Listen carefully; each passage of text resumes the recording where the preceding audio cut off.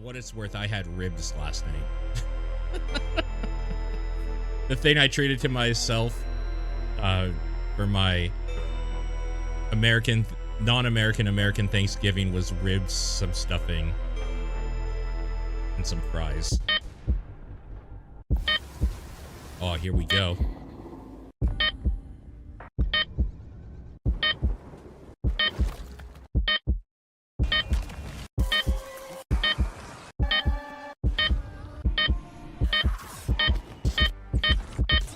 Aren't some of these games 2023? Are we gonna get to see Signalis sweep again? Everybody votes Signalis again for everything. It's just the best. The Horror Game Awards. Live, Saturday, 14th of December.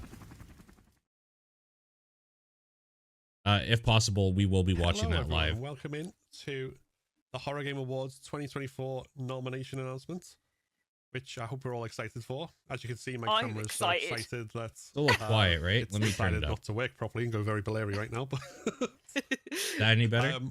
So I'm Phil Dickens, Hello, and I'm Ash Millman. and what we're going to be doing today is we're going to be taking you through the nominations for all 16 categories of the Horror Game Awards. We've got 16. 12 categories which have been nominated by our jury of 60 You know content what? creators. Okay, let's do it. Let's We've got two categories. God, I which have can't been type. nominated Too much by coffee. Our or not enough. developer jury, game developers, and we've got two categories which have been entirely nominated, and the first round of voting has been done by the public.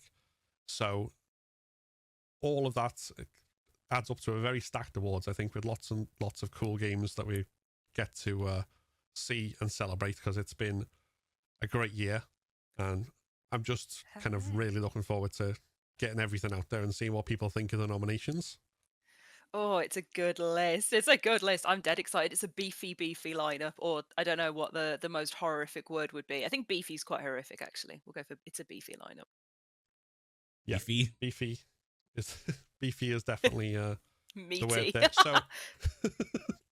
So how this works is that as soon as we've done the announcements, you'll be able to go and vote at thehorrorgameawards.com. And for the Oh, maybe I don't need categories Notepad that have then. been nominated by our jury, Let's vote the after. top 3 votes from the public votes will be the ones that then go back to the jury to decide the winners. And then for the 2 categories that are entirely public voted, whoever you choose is the winner. So we have until Wednesday the 4th to vote from now to get that vote out. And then Let's say the 4th. Wow. after that, we'll be choosing the winners, and then the That is show not a lot of itself time. on the 14th, obviously, and we can see exactly what the outcome was.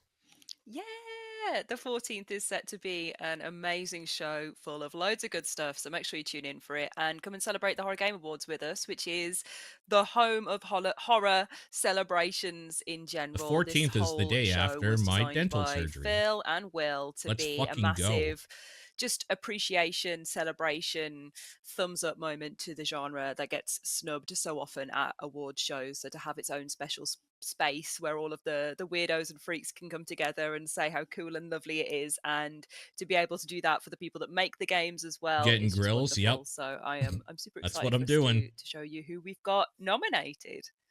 Yep. And on that note, I think if we want to start with the awards, so are we ready to see who's up? Yeah. Okay, and we'll start with the Player's Choice Awards. So the nominees are A Quiet Place. Really? Head. People like that? Okay. Buckshot Woo! Roulette. Yeah. Let's go. Five Nights at Freddy's Into the Pit. Eh. Mouthwashing. Woo! Yeah. Poppy Playtime Chapter 3. I haven't played any of those yet. Maybe one day.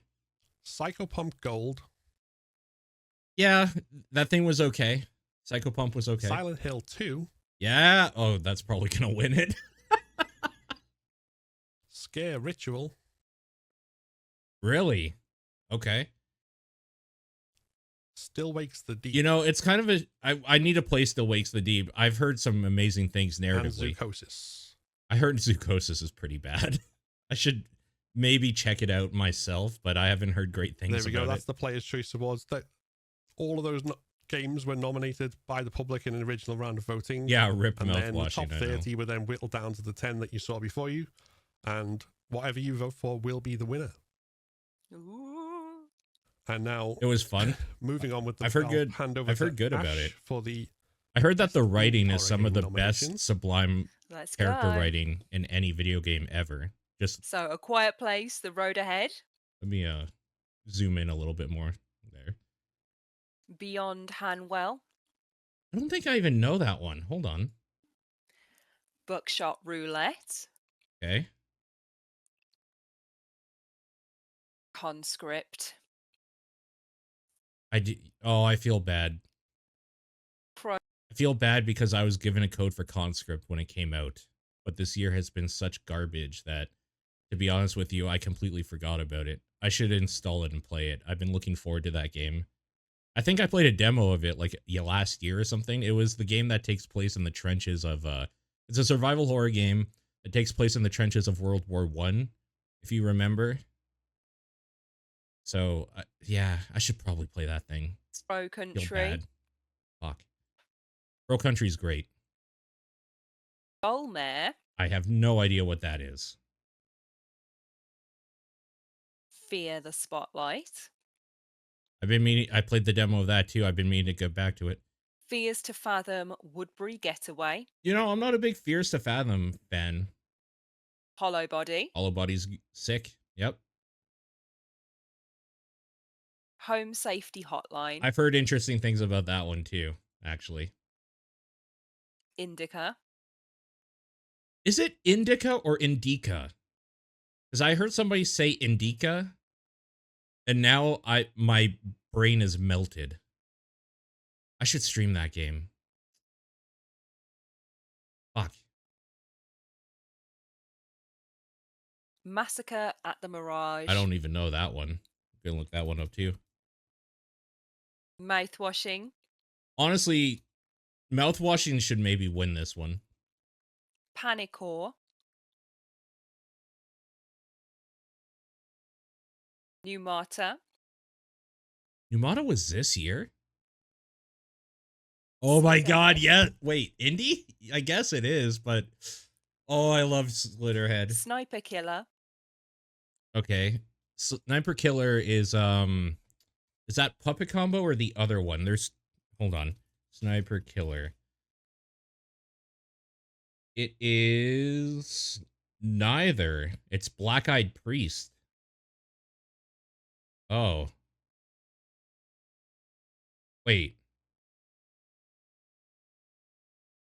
Wait, what? Hold on. Sniper Killer, Puppet Combo Wiki. Oh, Wiki. Okay, that's why I was confused. Torture Star Video. Yeah. Okay. Is Torture Star the publisher? Yeah. Okay. I got mixed up. I was thinking Torture Star was the developer, but they're the publisher. Okay. My bad. Sorry We're Closed, I've heard good things about this. This has been on my wish list. I don't think I'm going to get to it. I don't think I'm going to get to it this year, which is kind of a shame. It has a lot of style to it, so maybe I should like try it out for a little bit. Like an hour or two. I don't know. We'll see. Still Wakes the Deep, Man, I need to play I should play Still Wakes the Deep. I know it's short. The Bridge Curse 2, The Extrication, I wasn't a fan of the Bridge 1, the first one, but I watched a little bit of this one and it looks really cool. It looks pretty good. So yeah, this is a cool nomination, but I would never play this probably myself. I watched a little bit of somebody play it, one of the guys I follow, and it looked pretty sick. The Insanity, I don't think I even know that one. Witch's Doll, Insanity. Withering Rooms, Oh, Insanity looks crazy. Zoocosis. Man, this is a lot of nominations. Holy I shit. love that guy. I love his little mouth on the picture. There we go. And Just to mention as well, you'll notice that there were incredible amounts of games up for nomination in that category. We don't whittle them down and just present 6 games that you can choose from. It's up to you guys to vote and choose the top 3, and from that, the winners come. But every single game that gets nominated by our jury comes forward because we want to give every game a chance, and that's a big part of what the Horror Game Awards is about, because indie games in particular have been helping lift up this genre and the horror that we love. So honestly, we really wanna horror is celebrate it, and best we when don't it's want to indie. cut anyone out too early. Generally. Yeah, for sure. And we're very proud of our jury as well. We've got a great 'Cause selection of indie devs people, will take a who love chance the on genre, something. who love the games, who play all the games. And if even one person puts a game forward, like, they know what they're talking about. It's good stuff. Let's have it in there. So I think it's really nice to be able to have such a mega list for you guys to vote on, to be able to award on the 14th of December. And with that, let's have a look who our jury have nominated for Best Survival Horror Game. Yeah, okay, this is my category. Man, The nominee- why are people voting for this thing? I watched a couple people play it and it looks awful. Why? Nominations start with A Quiet Place, The Road Ahead, Clock Tower Rewind, That's so weird. That Clock Tower is in a 2024 Game of the Year Conscript. thing. Okay, sure. Crow Country, I mean, sorry everybody, but Silent Hill 2 is going to take this probably. Fear the Spotlight, It's an honor to be nominated. Hollow Body,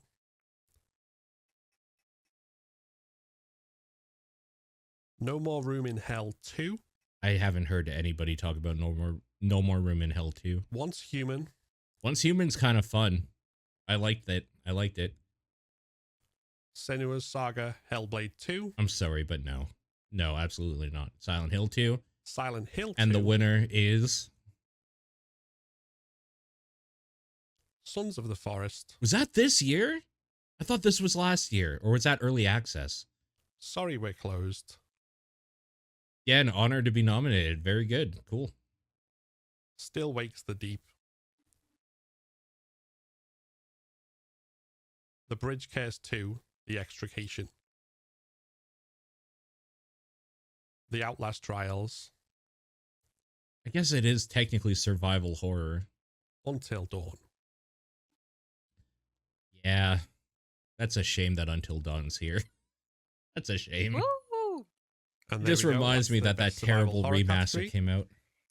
And now, the best multiplayer game, which is awarded not just for multiplayers that come out this year, but for anything which has got ongoing live service support. If it's something that the community feels strongly Oh, about Dead by Daylight wins and this one. nominates, then it's got a chance to wind up here. So, over to Ash. Let's go. Let's take a look at the nominees. We have Book. Does anybody want to play this with me? I really do want to try that 4-player multiplayer mode in that. I think it would be sick. Shot Roulette. Content Warning. Was that this year? There's no shot. That was last year, right? Dark Hours. And the winner is... Dead by Daylight. There it is. That's probably who's going to win it. Death in Unison. I don't think I even know that game. Devour. I think that's an older game too. Killer Clowns from Outer Space. That was this year. That was big for a weekend. There's a lot of people playing that. Labyrinthine. Sure. Okay. Lethal Company. If that's in contention, that might win. Wait, Lock- is it because all of the games that I'm thinking of were big in December of last year and January of this year? Because when was Lethal Company? No way that was this year. That was late last year. That was October.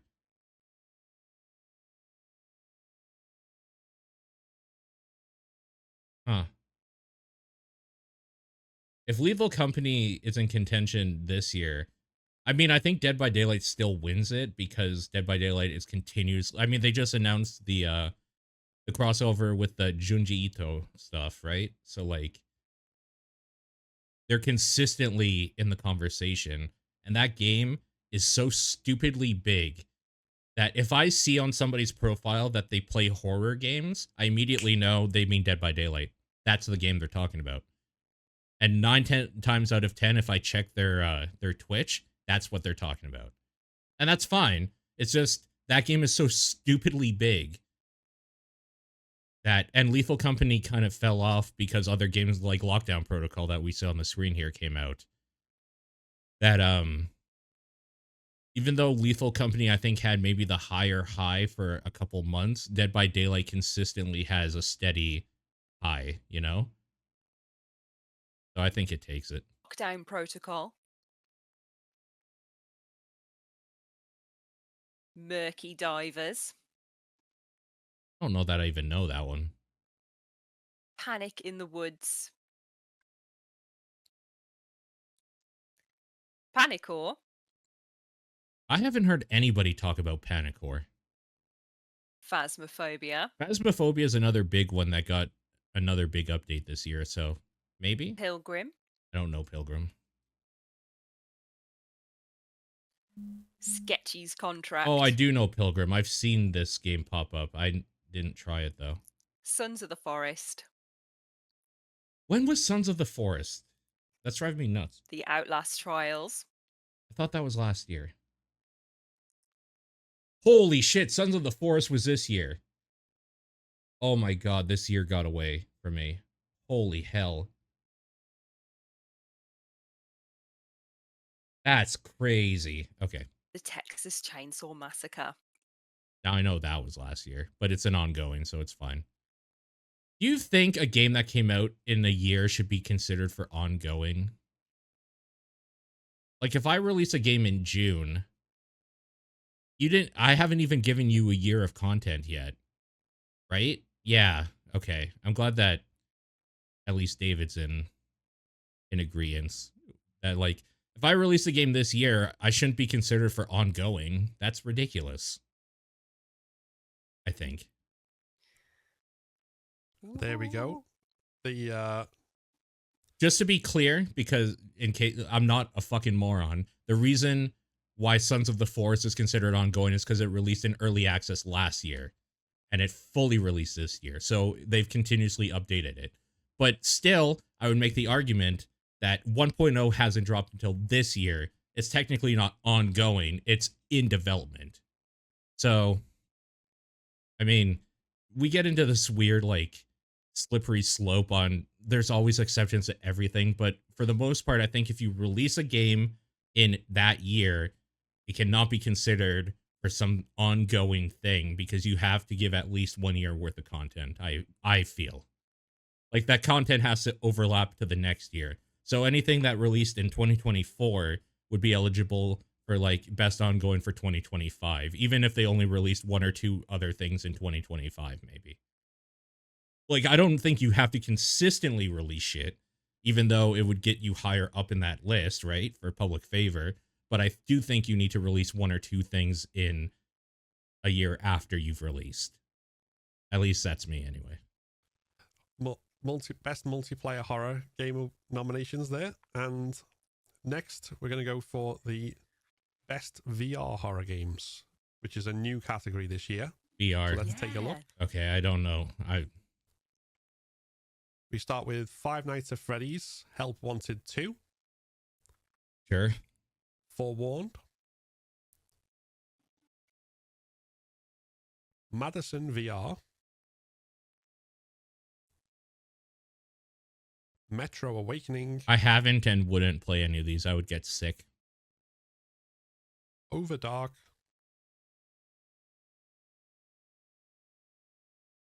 Phasmophobia, I mean, that I maybe would play that. Resident Evil. Whoa, 4 that VR. counts? Okay, that wins. Because that's the one I like brute force my way to play at least And 2 there we hours go. of it.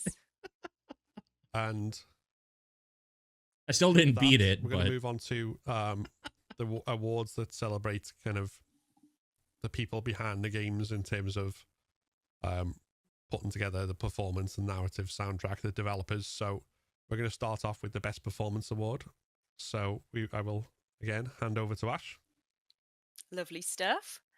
So for best performance, we have Alec Newman as Kaz in Still Wakes the Deep. And I've heard that the performances and writing in Still Wakes the Deep are so Erica good. Sanderson as the antagonist in Hollow Body. Gianna Keel as Angela in Silent Hill 2. Okay, sure. Grant Corvin as Cliff in While We Wait. Hannah Morrish as Augustine in the casting of Frank Stone. That apparently is a bad game. Isabella Inchbold as Indica in Indica. A lot of I words in that one. Jodie Comer as Emily in Alone in the Dark. Oh, right, Alone in the Dark came out this year.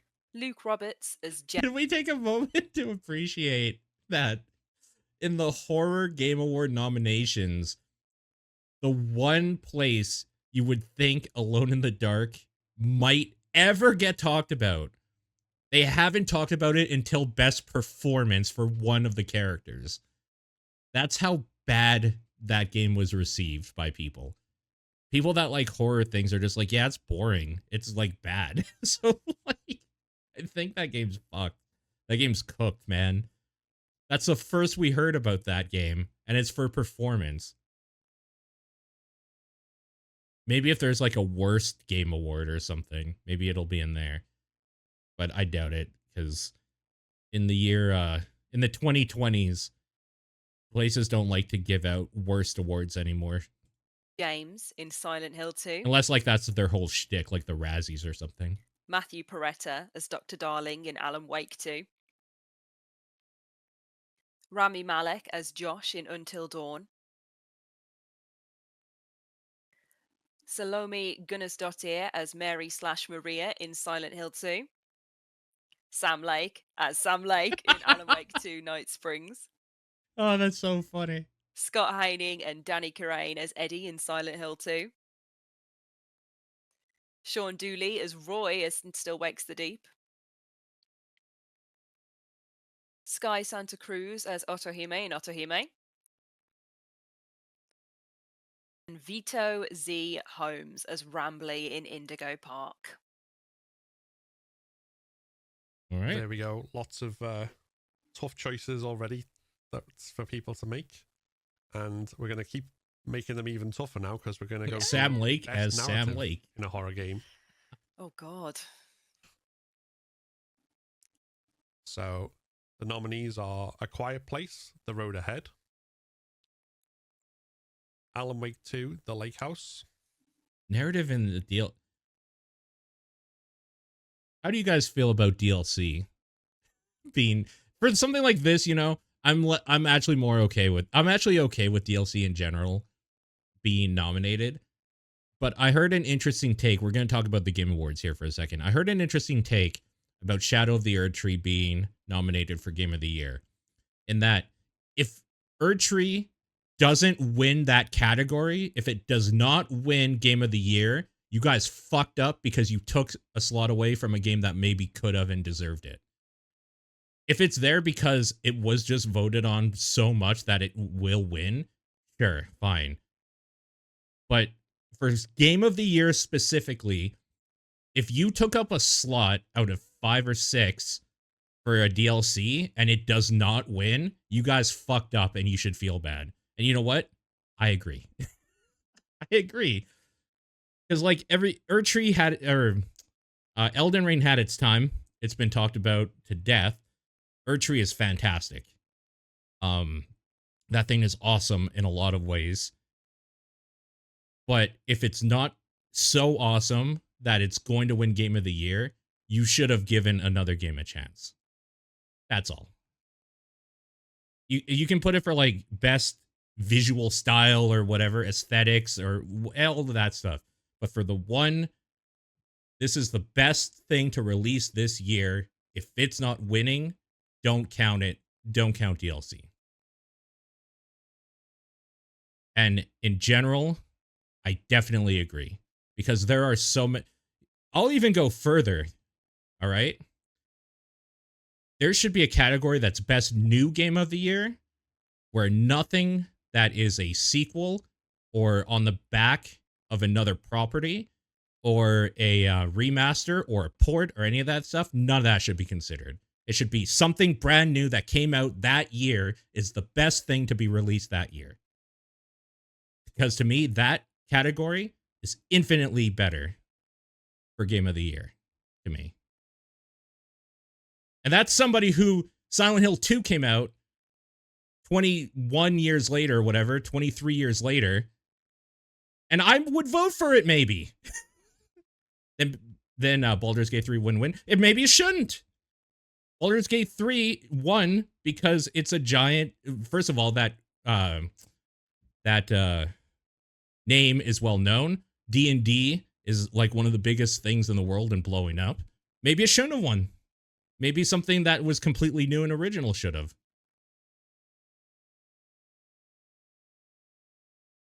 Amanda the Adventurer 2. I've heard good things about those. Amanda the Bad Adventure Parenting games. 1. Mr. Redface. Don't know that at all. This is mouthwashing's Clock Tower category as far as I'm Rewind. concerned. Okay. I don't think that should win. Crow Country. We're talking about narrative here.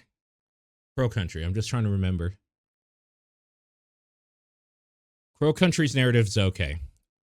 It's actually okay. I remember somewhat now. Indica. That should probably win too. You also get into a slippery slope of Spears. Yeah, I agree. Those shouldn't be considered either. I 100% agree. Games inspired by would be okay. Games that are based on a property before or whatever shouldn't be. Lazarette. Mouthwashing. I still think this is a mouthwashing category. Poppy Playtime Chapter 3. Somebody who's played the Poppy Playtime games, do they have good story? Like, do they have, like, something cool going on in there? Or is it, like... Lol, no. Okay. Is it like what they did with Five Nights at Freddy's, where they kind of shoehorned in a story because people, like, wanted lore so bad for it, but it was just mechanically a horror game? That's what I assumed this was. I assumed Poppy's Playtime was just mechanically a horror game with some, like, weird visual stuff. And then maybe they started shoehorning in a story that got, like, bigger than they expected. I'm guessing that's what happened. Senua's Saga Hellblade 2. Like, no. Silent Hill. It's YouTube lore video bait. Okay. So it is exactly like, it's exactly like Five Nights at Freddy's End. Got it. That's what I figured. 2. I'm gonna say it again too. Even though I voted for it in the Game Awards because I love the story and the narrative, Silent Hill 2 came out 23 years ago. That shouldn't be in contention here. This should be best new narrative. I'm sorry, but like when you're talking about the best thing to release in 2024, it should be something that is new as of 2024. Like, you can disagree or whatever, but I'm right. And Silent Hill 2 is one of the best games of this year. Like, spoiler alert, on my top 10, it's going to be probably somewhere in the top 5, maybe even top 3. It should not be in this fucking list for best narrative for this year. That's what I'm saying. Slay the Princess, the Pristine Cut. That should probably be here. That's Slitterhead. mouthwashing or Slay the Princess.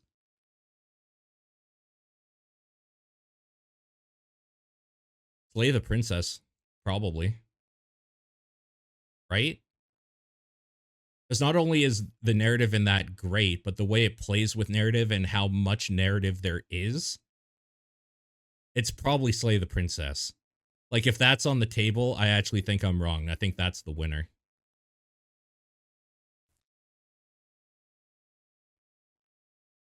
Sorry, We're Closed. I've heard the story in this is good too.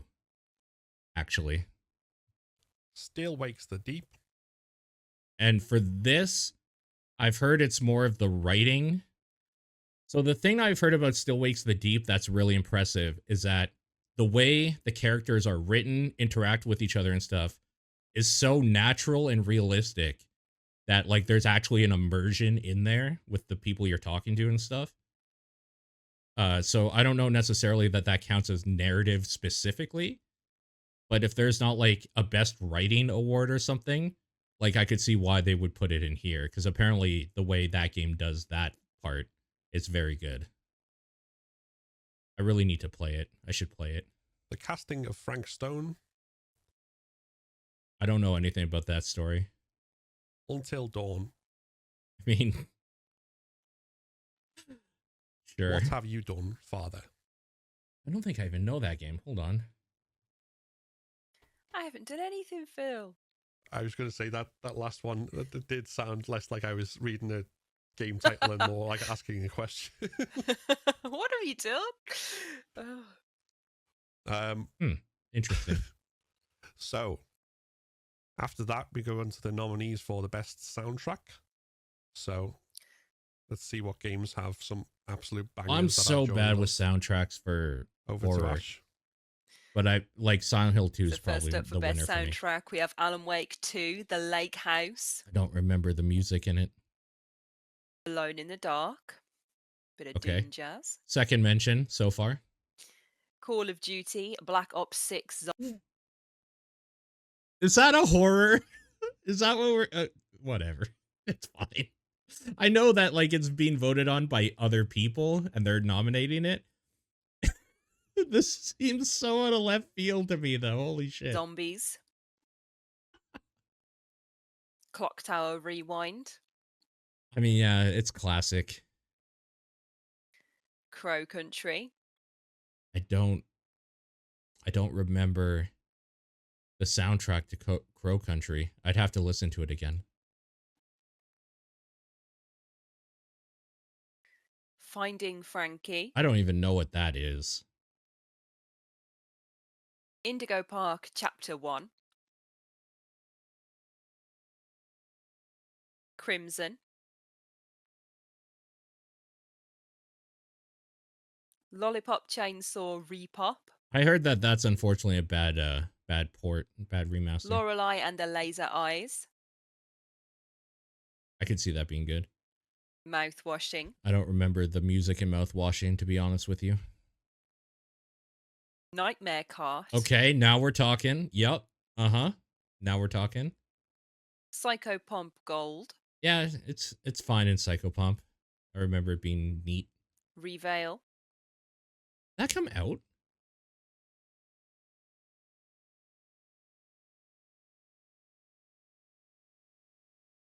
Like I said, I'm so far behind on horror stuff this year. It came out at the beginning of the year. In March.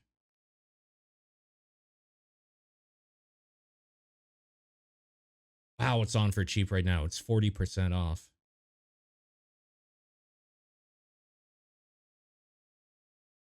Silent Hill 2, I'm sorry, but that's my choice.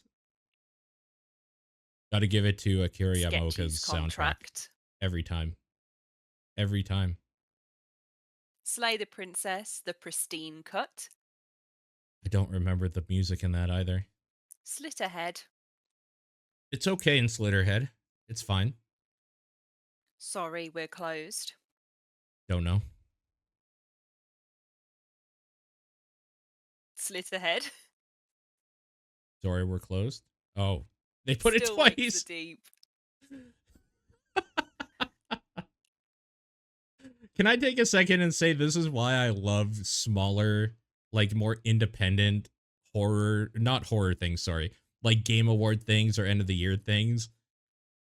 There's something just nice about like a community doing something that isn't like every fucking moron who played Madden thinks that they have an opinion on the game of the year. It's kind of nice to have these niche little gatherings or whatever where they put the same game multiple times because somebody didn't overlook or edit the spreadsheet or something. I love that shit. It's so good. and Until Dawn. Grassroots. That may have been my fault if there was the same nomination appeared. But Just really nominated that one. It was super nominated. Oh, it's so good. yes, that's what happens when you make a lot of lists and put a lot of graphics in loads of different places all at once over He's the course right. of like a really contained 48 hours. Yeah, been but there. It's worth it because there's loads and loads of really great games in all these awards categories that we wanted to celebrate. Yeah. And It's just we just throw something in to prove we're doing it live as well, you know. that's it. That's exactly it. It's like Yeah. it was a test. But on the subject of celebrating the games and the people who make them, our next two awards are the best indie developer and best developer, and we've got more stacked lists coming up. But this is to celebrate those developers that our jury felt have made the biggest impact in the horror world and the community, and celebrating the love for the games, which I think, given the situation we've had this year and last Same ace. with the amount of game developers who've been affected by I don't know if you know, I the, just like talking about state games. of the industry and people talking layoffs about and games. various things, it's good to celebrate the people who You actually know what the make- weird paradox is? I'm going to rewind because I talked over him and I kind of want to hear what he had to say. The weird paradox is I love hearing people talk about games, but because every week we have to talk about games, I don't want to be influenced, so I never get to hear people talk about games. Like when I listen to gaming podcasts, it's from stuff that happened like a year ago or 2 years ago. Every now and then I'll listen to like, after we do TDP, I'll listen to somebody's podcast that they did like that week or whatever. So that like my opinions of that thing are done already. But generally I just kind of stopped listening to video game stuff, and it's kind of a shame. I guess that's why I like videos and streams so much. make the games, and that's what we wanted to do with this. So that's the spirit of the kind of these awards, the Wait. celebrating the love for the games, which I think, given the situation we've had this year and last with the amount of game developers who've been affected by the state of the industry and Layoffs and various things, it's good to celebrate the people who actually make the games, and that's what we wanted to do with this. So that's the spirit of the kind of these awards. So we're going to start with indie developer, again assuming my tech skills haven't failed me. So best indie developer nominees are A La Mode Games, Shit. I was hoping maybe I'm real bad with a lot of developer names, especially indie. So I was kind of hoping maybe they would give like a picture or something of their big game. So I will look it up for us. A La Mode Games is sorry we're closed. nominees are A La Mode Games, Sorry. Airdorf Games.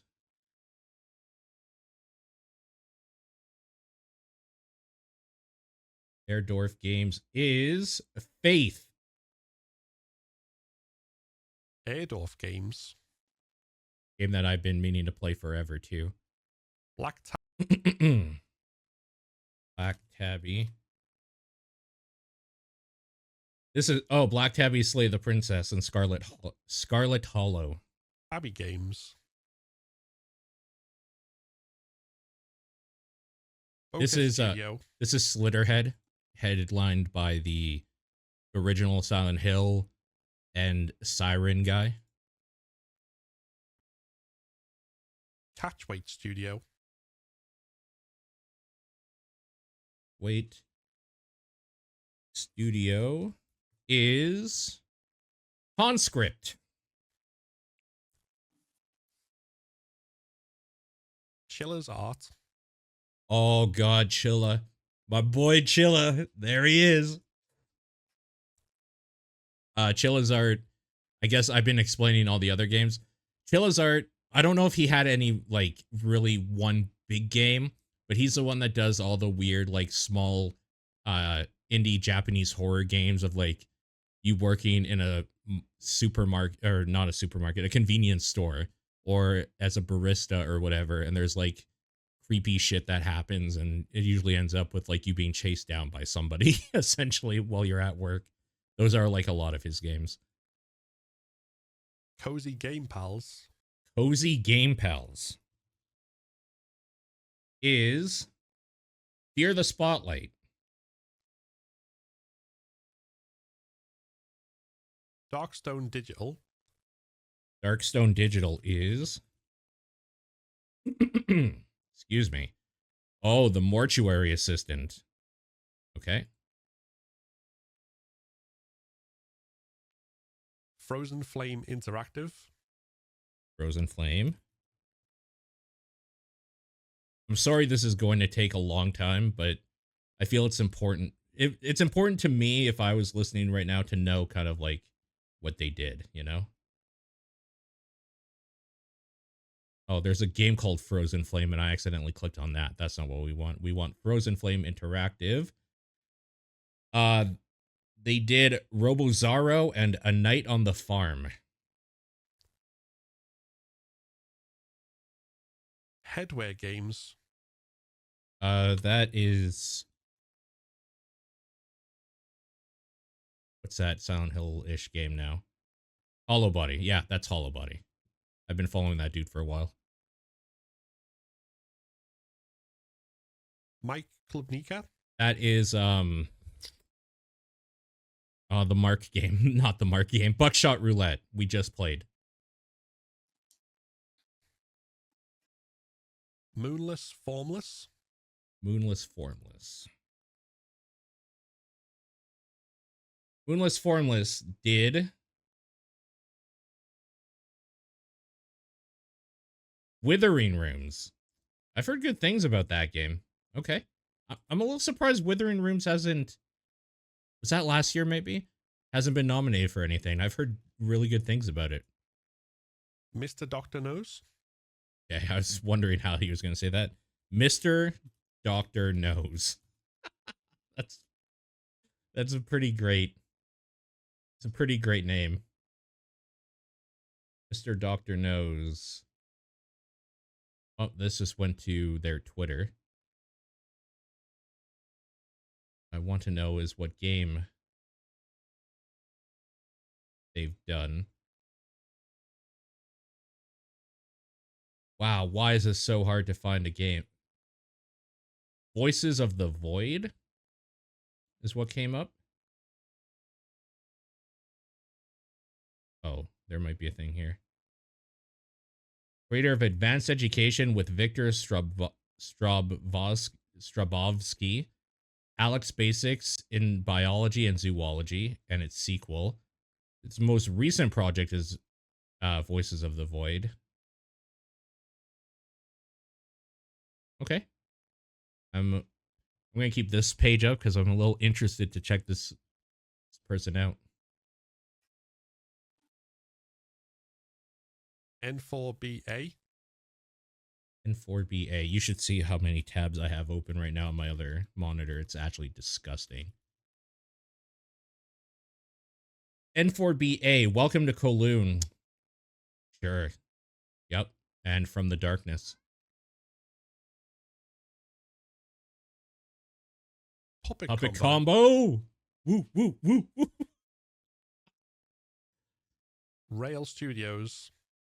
Rail Studios. Is Fears to Fathom. Sure. Fears to Fathom. Honestly, now that I'm about to describe Fears to Fathom for anybody who like doesn't know what it is, I guess Fears to Fathom is very similar in a lot of ways to Chilla's art. But for some reason, I like the janky, semi-garbageness of Chilla's stuff more. But they also deal with like just a short little... It's an anthology series, and each entry is like a short little thing where you're basically stuck in an area and being chased down by something or someone, or, you know, like stalked, essentially, is kind of their theme for a lot of the stuff they do. SFB Games. That Crow Country? That is Crow Country. I got it. Soft Star Entertainment. Soft Star Entertainment is Uh, Chinese or Japanese? I can't read. Looks like Chinese. Okay, let me click on here. Chinese language role-playing puzzle sim games, mainly for PC. Most popular franchises: The Legend of Sword and Fairy, Xuanyan Sword series, Richman series, Stardom series, Empire Angels. Gotta be honest with you, I've no idea any of their stuff. What's their game? Like, why are they being nominated here at the all right, I'm clicking around on their site here. At the Horror Game Awards. What's their horror game?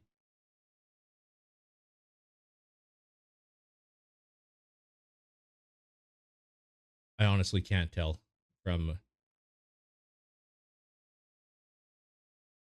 here. Steam store. What's this? Oh, they're the ones that did the bridge. Okay. Okay. Got it. Mint. That makes sense. Step Hair Studio. Step Hair Studio. Why are you... Or help me, Step Hair. What are you doing, Step Hair? Step Hair Studios did... Mists of Aiden.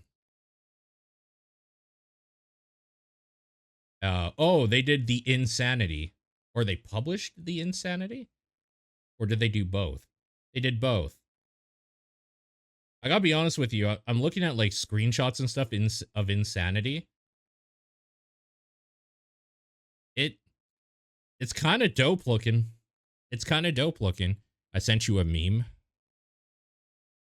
Okay, hold on. I love horror games. Me too. Phasmophobia, Clock Tower.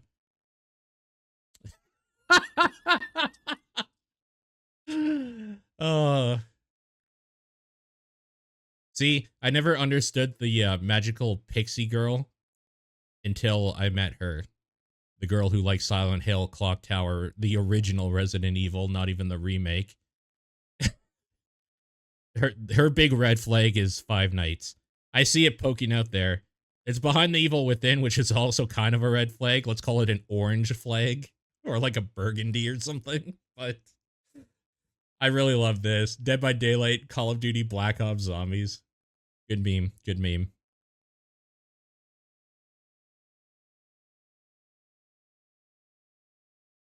Oh, did you do it? Okay, good meme. Good meme. Tainted Pact. If your pact is tainted for more than 4 hours, contact a physician immediately. Tainted Pact did. Apparently it's a Magic the Gathering card. So that's going to make finding out what game they did way easier. Thank God. Okay, Tainted Pact Games did Massacre at the Mirage. Weeping Falls Massacre, Terror at Oakheart. Oh, are they a new puppet combo type thing? Part of a Thorical combo? What if your taint is packed? Again, see a doctor immediately. The Chinese Room. Chinese Room is, you know what? I'm just going to look them up because I get them mixed up with Frictional all the time. Which is probably, like, bad to say. Okay. So, the reason why I get them mixed up is because they did one of the Amnesia games. So Frictional does the Amnesia games and Soma. The Chinese Room did the Amnesia collection and specifically Amnesia, A Machine for Pigs. So I get them mixed up. They do similar games. They do the walking sim horror type stuff.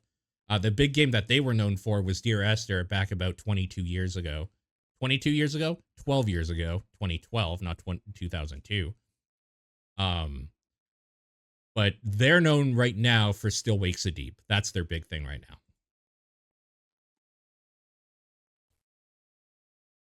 Unique Geese. I have no idea.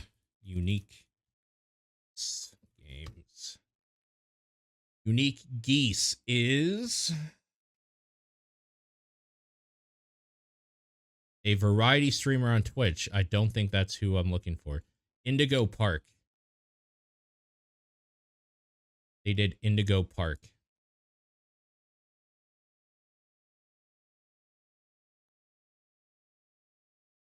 Way Forward. I mean, we all know Way Forward, right? Oh my god, they didn't wait. No, Retroware. Way Forward released the Clock Tower Rewind, I believe. Retroware recently did a Ash versus Michael Myers type platforming game that I've been meaning to pick up. Not because I necessarily need that game, but because the actual edition of it comes with some real cool shit, and I've been meaning to go into a GameStop to see if they have any. But the problem is I don't necessarily want the game. Like, it's probably fine, but I don't really care that much. And I don't want to go into a GameStop. So I've been slacking. I've been slacking a little bit. Maybe I'll just order it online. That might be the way to go. But yeah, in case I am completely out to lunch, I'm pretty sure Clock Tower Rewind was Way Forward. They brought that out, right? Yes, they did. And Wrong Organ. Wrong Organ. That is. Before I look it up, what's the name of it? Mouthwashing. Wrong Organ. Is mouthwashing. Boom. Got it. I apologize that took so long, but I think it's important that we're all on the same page of who these people are. The best developer nominations. Ash. Yeah. Bloober for Silent Hill. Previously kind of shit on because people didn't like the medium, even though the medium was fine at best. I understand why. If you look at the medium, which was almost their like weird tech demo of what they could do if they did a Silent Hill, it wasn't very good. So people were just like, it's just going to be the medium and they're going to ruin it. I understand why people were pessimistic, but I had faith after that second trailer. I had faith. I'm going to go on record and say that. Bloober Team put out Observer, which was one of my favorite horror games when that came out. That game was sick. Otherwise, they were also known before for the walk around and spooky shit happens. Like, you turn your back and then you turn around and things have changed. That was kind of their big thing, right? With Layers of Fear was their big game for a bit. Observer is kind of the game that I loved, but they're here for Silent Hill 2. Bloober Team. Bokeh Studio. Again, Slitterhead. I think Slitterhead is fantastic so far. We need to get back to it.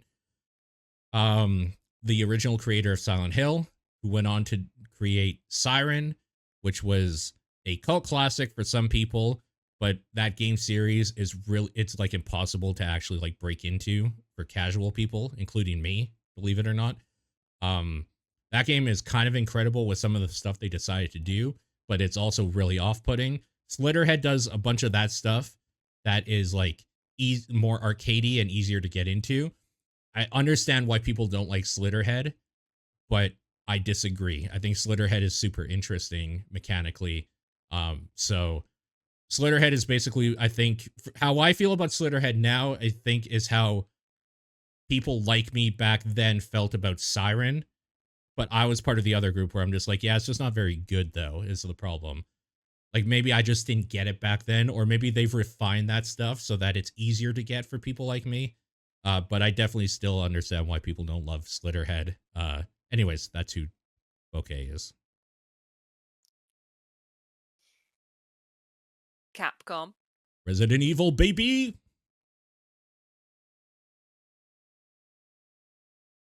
The Chinese Room.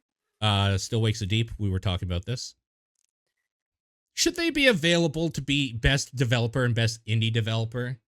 That seems like a conflict to me. I don't like that. I don't like that one bit. GSC Game World. I don't know who this is. GSC Game World. Oh. Really? They did Stalker. Wait, who did I think did Stalker then? Maybe I just didn't know who did Stalker. Okay, there's Stalker. Konami. What? What did Konami develop this year?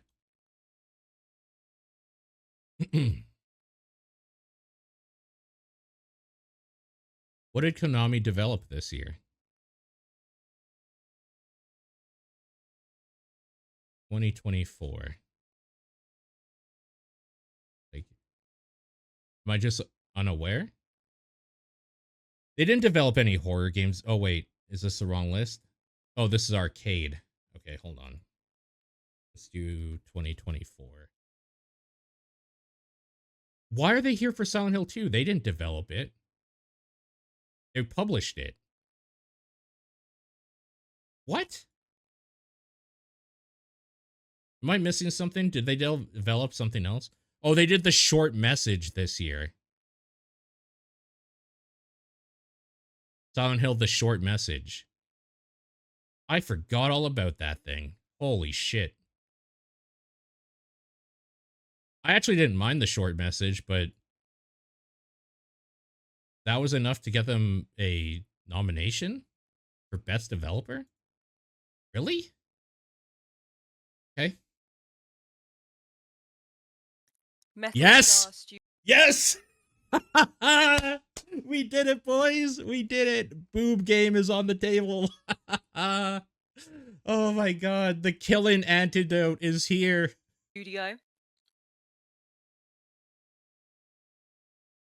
Mike Klubnika. Buckshot Roulette. Ninja Theory. Oh, right, of course. They did Senua's Saga, too. I don't necessarily think that should be here as well, but you know what? For developers, sure. They did develop that game, so. Puppet Combo. I actually don't know what Puppet Combo did this year. Puppet Combo. No? Why did it go to Konami Games?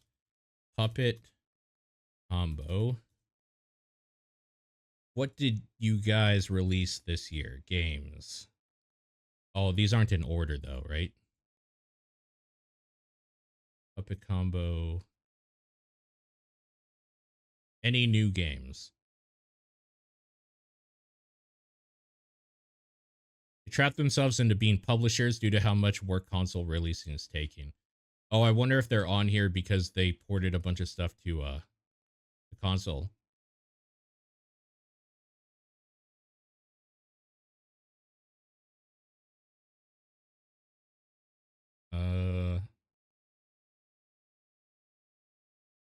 Oh, Sniper Kill? No, they published that though, right? You think I'm being too specific? Like, we're finding out, like, oh yeah, what did Puppet Combo actually develop and not publish this year? Rail Studios. Oh my god, I'm an idiot. We just looked this up. Does anybody remember what Rail did? Again, another one that was for indie dev. Probably shouldn't be here. Fierce to Fathom. Fuck. Can't remember. Remedy Alan Wake. Entertainment. Alan Wake 2. SFB Games. Pro Country. Supermassive Games. The casting of Frank Stone and the re-release of Until Dawn. Come on, man! Really? Call of Duty's Black Ops 6 fucking zombies mode? Treyarch.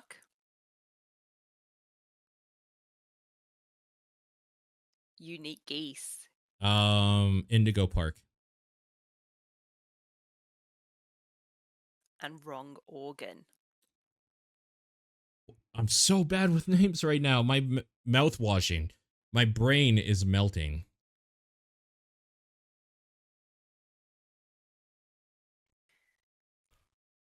Should indie games be eligible for best game of the year and indie game of the year?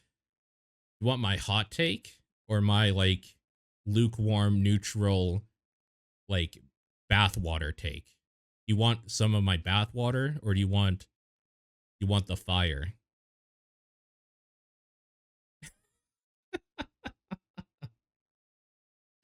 The neutral take is that if it's a game that released that year, it should be eligible for Game of the Year. I mean, the hot take is that there should be no indie game of the year because indie games are games. So they should all be eligible. If it was made by 1,000 people or made by one person, it should still be all considered just one game of the year.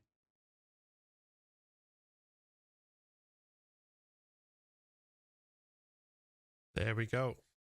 And speaking of developers, the next two awards that we're going to list the nominees for are the awards that have been selected by our developer jury.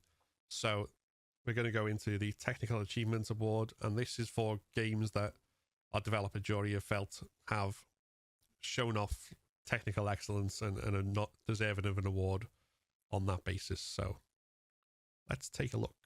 The nominees for the Technical Achievements Award 2024 are Okay.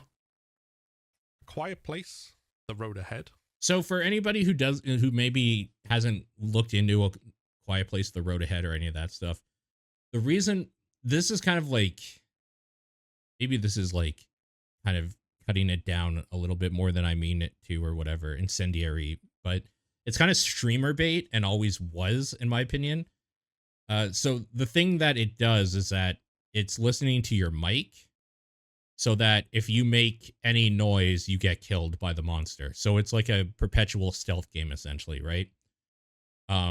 Which means there would be streamers like having to find places that they could like chat with their chat, or like YouTubers or whatever.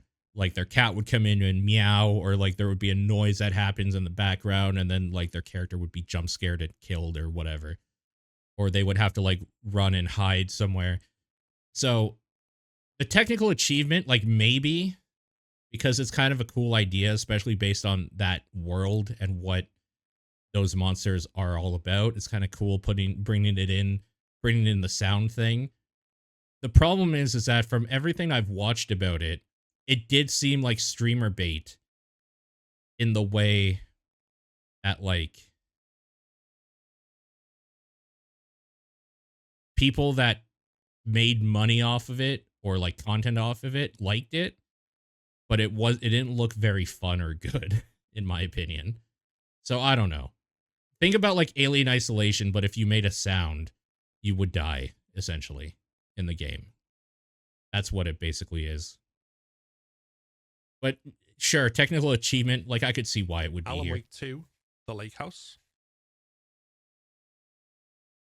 What did that game do? I guess just Alan Wake 2 in general, right? In general is kind of so like it makes sense that the Lake House would be part of that too, I guess. Crowded followed. I don't think I even know that game. I'm going to look it up. Hold on.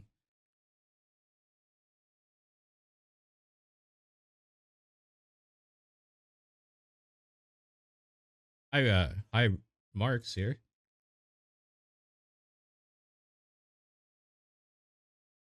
You have the briefcase, now it's after you. It's not going to stop. Be careful, it might take the form of someone else. A short horror game by Night Dial. Interesting. Okay. Fear the Spotlight. Fear the Spotlight's pretty sick, pretty cool. Sure. Hollow Body. Technical achievement? What do you think they mean by technical achievement? Like maybe I don't really understand, because the thing that made Hollow Body pretty interesting or fun is that it harkens back to the old PS1 days, and it does that style very well, right? Like the old Silent Hill and old Resident Evil games and stuff.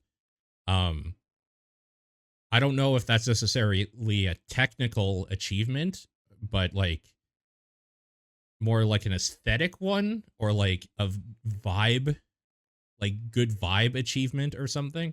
Like, I guess I don't know what they're counting as a technical achievement. Because now that I'm thinking about it and looking at the video for this Crowded Followed, I don't really see what like the technical marvel of that is either.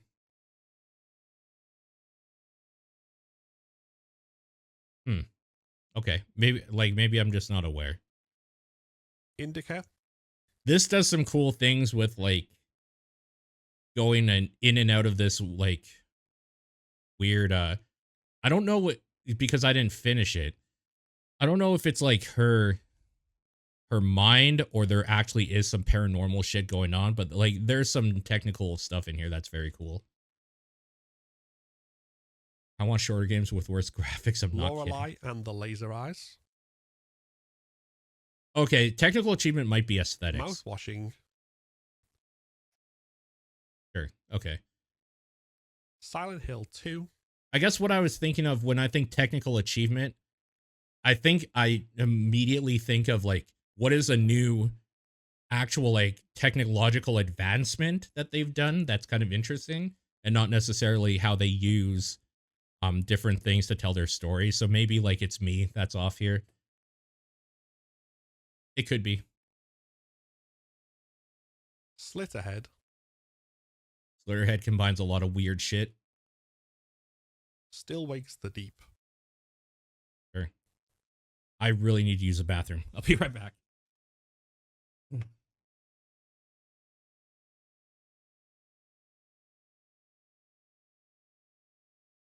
You think they mean just well constructed? I mean, it's fair, right? That's fair.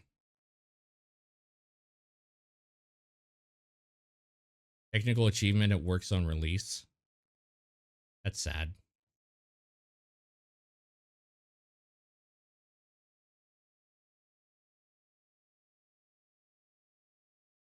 That's not how you parse the category either. Well, at least we're in agreement then. Because you know what?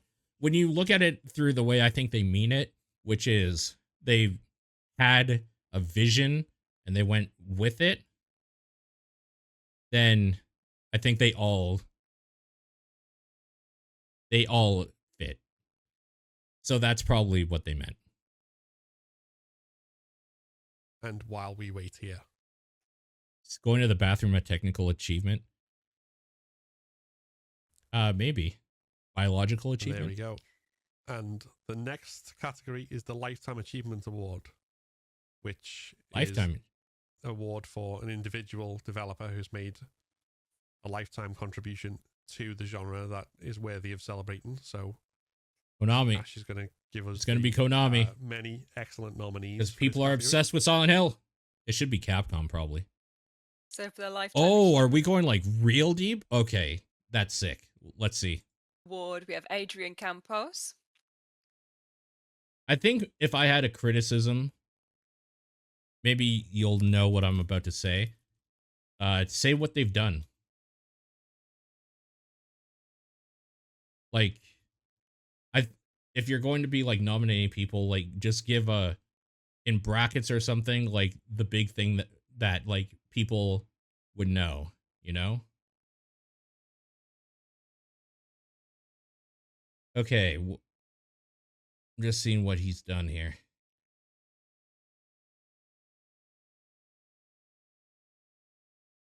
I don't think this is him.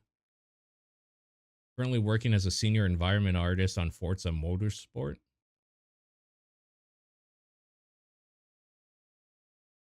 Probably not. Probably not him, right? Maybe it is.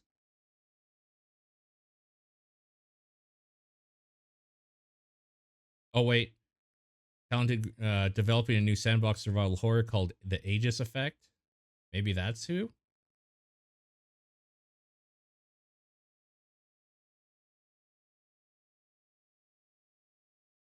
Yeah, man. Like, this is something that, like, you should be telling me who this guy is. Oh, previously Forza Motorsport. Environment artist at Cold Iron Studios. Okay, let's see. Cold Iron Studio.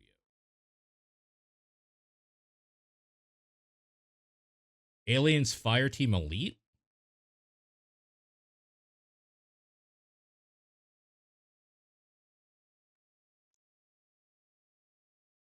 Augustine Chords. Dustin Chords. Okay, see if we can find Chords. Asylum from the designer of Scratches. Okay, I've been meaning to play Scratches. I've heard things about that game. Okay, cool. What else we got? Benedetto Cacosa. It's a great little setup he's got there. Benedetto Cacosa. Oh, Puppet Combo. He's better known as Puppet Combo and originally Pig Farmer Games.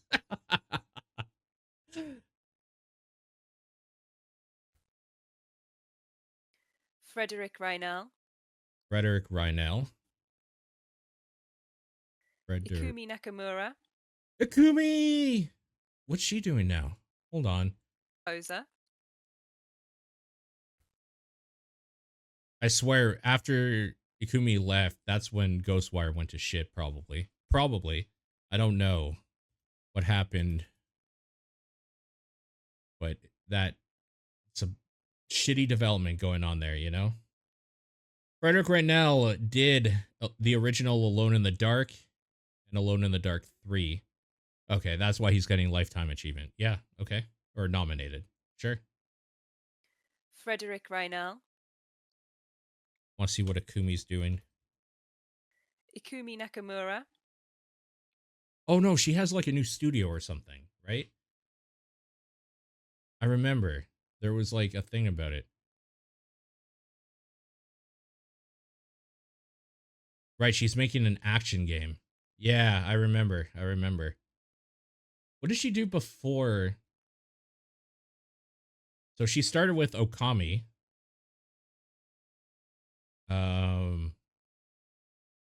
Then she worked on The Evil Within.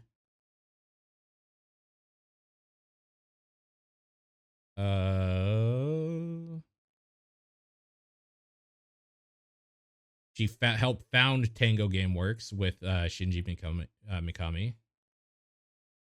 Okay. Ghostwire Tokyo. Okay. She's done a few things. Kind of interesting that she's nominated. Just feels like there's people that like have had more of a lifetime of work. Like the dude that originally created Alone in the Dark is here. That came out before the original Resident Evil even. But like what's weird to me is that like even like her predecessors and stuff, right? Like Shinji Mikami, the creator of Resident Evil, or God, what's his name now? Dude that blocks everybody on on Twitter or blocked everybody. Kamiya. Like there's a whole bunch of other people that in the Japanese like horror stuff that feel like I guess what I'm saying is I wonder why she specifically was nominated. Weird to me. Jamie Gavin. Jamie Gavin. Jamie Gavin is a basic enough name that I'm going to have trouble finding. Oh, wait. On creating horror, it's probably this. Probably this dude.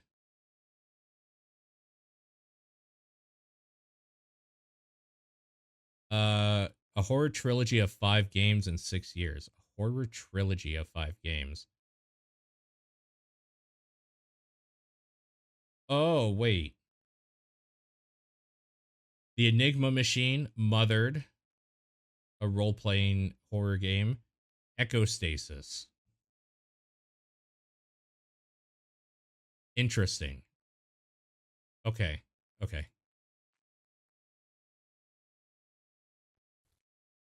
Keiichiro Toyama. That name's familiar, but I honestly... Oh, Kitty Horror Show's here.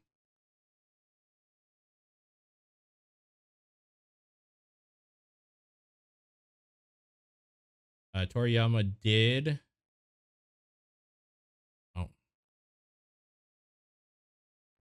Toyama. My bad. So Keiichiro Toyama.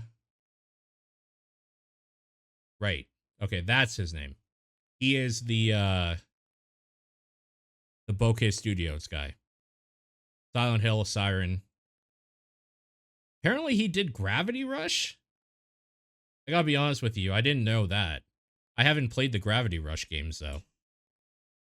I've been meaning to play Gravity Rush at some point in my life, but I didn't know he made them or he was part of that.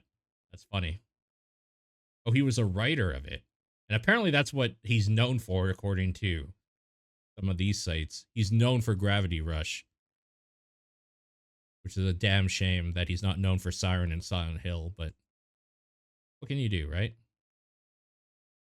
Keiichiro Toyama. Kitty Horror Show. Kitty Horror Show does my god. Does a bunch of stuff, right? Hold on. Let's see if I can find.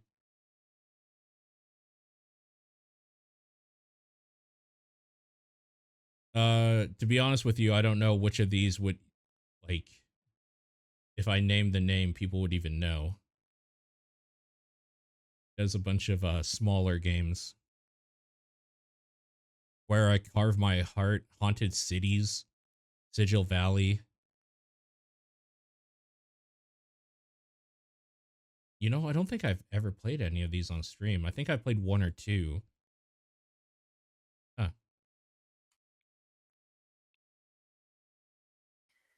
Masahiro Ito. Masahiro Ito. What's recent? Oh, not recently. Okay. I keep thinking that this is 2024. This is Lifetime Achievement. This is Silent Hill. I don't know if he's the leader of, but he was one of the major players in Team Silent that did all the Silent Hill games. Sam Lake. Of course, Remedy and everything to do with Remedy, starting from back in the day to now. Scott Cawthon. Scott Cawthon is Five Nights at Freddy's creator. Okay. Shinji Mikami. Mikami is here. Yeah, Resident Evil. Worked with Grasshopper and I guess Shadows of the Damned. He was on that. Tango. So he did Evil Within, which is Resident Evil, the evil resident, whatever. You know what? So yeah, I guess it makes sense that he's here. Steve Goss. That name's familiar, but I can't picture it in my head. Steve Goss.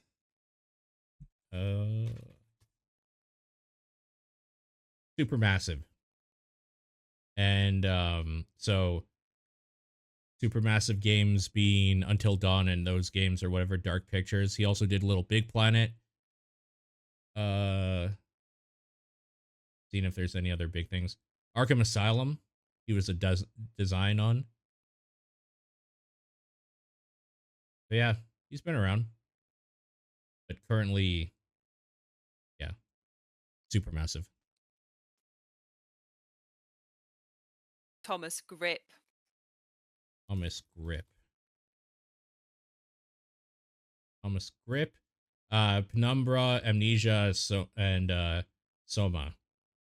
Frictional Games. And there we go. And if you're unsure who any of those are, because unfortunately being a game dev doesn't necessarily always put you in the Rockstar spotlight, on the voting form it does list some of the games that they're best known. Oh, on the fucking... So, I guess on the site itself, it lists what they're known for. I should have brought it up and followed along, because it would have been easier than Googling every single person. But I still think that when you do the thing of, like, their name, just putting in brackets, like for Thomas Grip, because I still have them up, putting Frictional Games or Amnesia, /Soma. Like, you know what I mean? I still think when you're doing the announcements on the video, you still could just put it in brackets right there. What they like did or whatever. Or like the thing that they might be known for. Because then, even if I don't know who's Frictional Games, now I can Google Frictional. I have all their things. Because trying to find like their specific names. Because some of them, the problem is when you have somebody that's like John Smith or something, you're just like, what the fuck? I'm going to get 100 different people or whatever. So like just even putting like what company they were with or like what their thing was, I think would be beneficial personally. That's all. So you can definitely check out more of them, and some of them you might be surprised you already know or have heard of. But yeah, that's the Lifetime Achievement Award.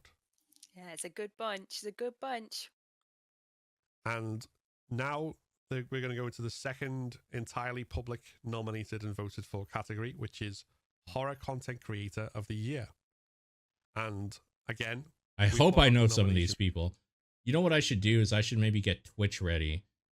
Do you think we should do like the clips thing? You know what? Even for the people I do, because if you're watching this and you don't know who these people are, we'll try to find like a good idea of who they are. Last month, the top 30 nominations went to the first round of voting, and we now have the top 10 who are here for you to choose the winner from for the Horror Game Awards themselves. And those nominations are 3FS. I'll be honest with you, I don't know. This is starting off bad for me. Already starting off bad for me. Fuck. All right. Just gotta make sure I don't get caught.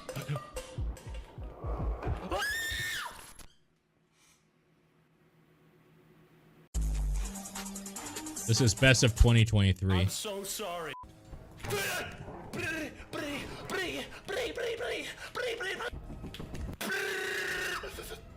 don't know what to do. Okay.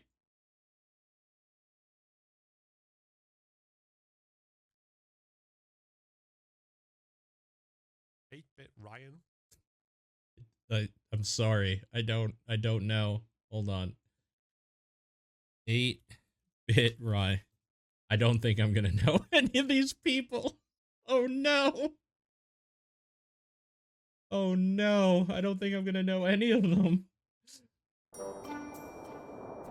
Funny moments montage. Perfect. Let's do it. Now, what have you got there, Baz? What's it talking about? It's you.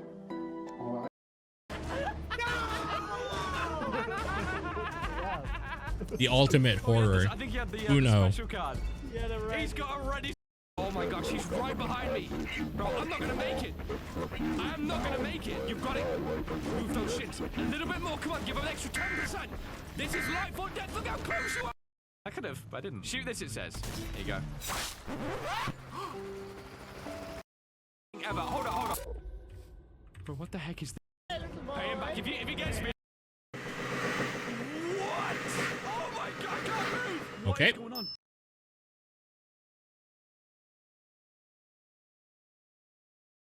Did I not? I'm so bad at pressing play.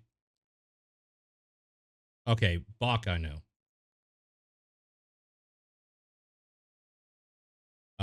Resident Evil speedrunner Pork soup.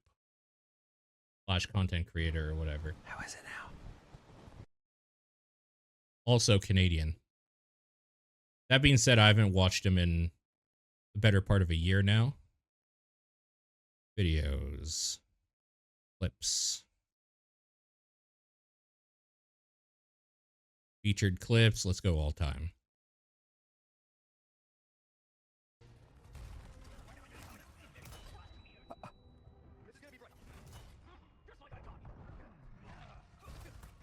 What the fuck is even going on?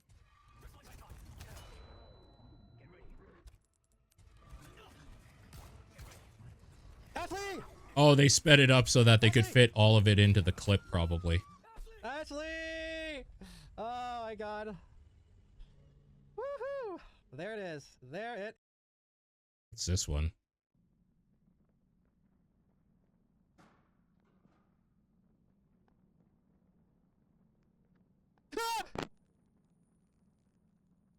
What the fuck? Oh.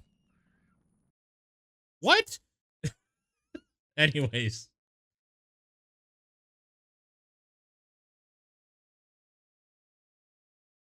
Big Gaming 64. Big Gaming 64. And finally, a name I can get behind. Big Gaming 64.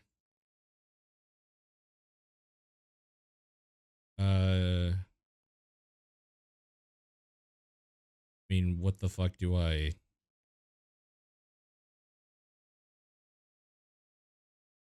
You know, if there... Is there a Twitch? The reason why I like going to Twitch specifically is because clips are the perfect thing to showcase somebody. You know, just like click on 2 or 3 of them. Because like here, I'm just going to have to pick a random video or whatever. Hey friends, it's time for another adventure. Today we have a horror game called Ignited Entry. Now, Ignited Entry? we Slipped my mind. left, right. Okay. If you've gotten far enough. Honestly, so far, like, shorts? Did he have shorts? Oh.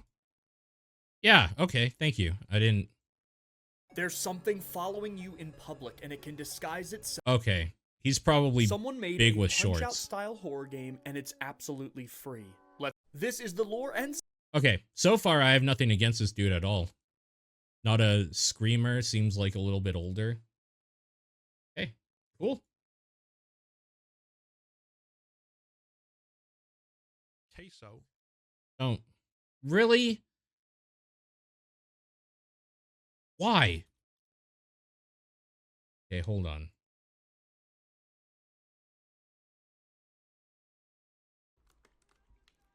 I feel like we see this guy's clips all the fucking time now.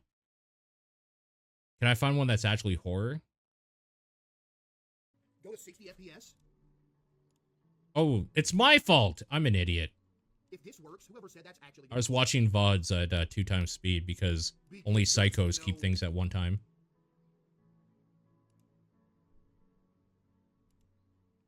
If this works, whoever said that's actually getting my.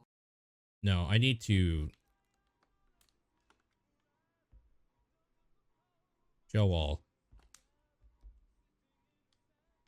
There has to be a horror game on here, right? He just keeps everything under just chatting. You know what? Fair game. The only thing people look at anymore is just chatting, basically. Yo! Okay, let's try this. Nothing. This is different. This is different. This is different. This whole shelf is different. That's an anomaly. Yep. I'm locked in.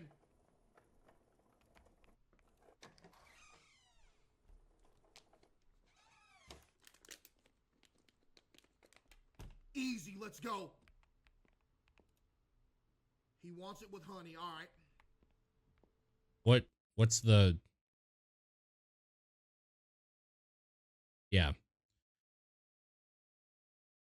Okay, what else we got? Dorco. Yeah, and I'm sorry. We're back to people I don't know, unfortunately. Hi, I'm Roxanne Wolf. Uh-oh. Oh, no, that's not filling me with confidence. Five Nights at Freddy's is reportedly now planning to go beyond the trilogy. It is so exciting. I'm going to react. Are you into a... Well, I told you guys. Freddy! Oh, you know what? Welcome to Freddy's Cupcake. He's a Five Nights at Freddy's dude. Got it. Okay. IGP. Don't know IGP either. Sorry. I'm sorry. I don't know anybody. Fuck. So this one is called Pools. From what I Ooh. understand, Good voice, though. Yo, this guy actually plays some horror. Let's fucking go. Let's fucking go. Dude actually plays horror.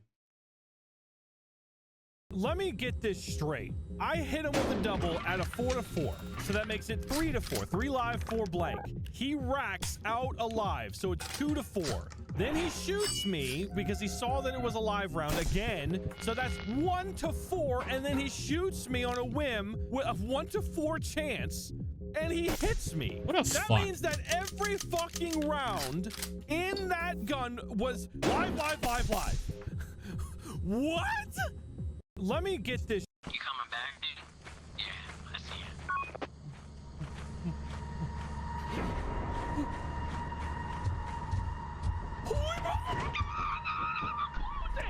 You close it!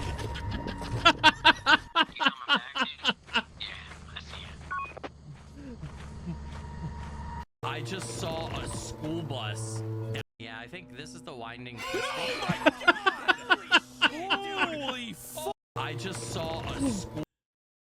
Yeah, all right. Subscribed. Seems pretty good.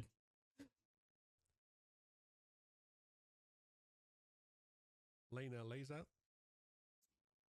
Lena. Did I spell that right? I did spell it right. Lazar. Which, all right. Got some clips. Maybe. Go all.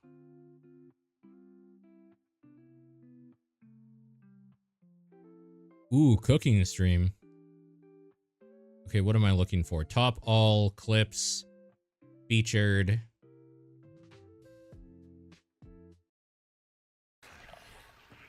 Oh, this one's normal. Sorry.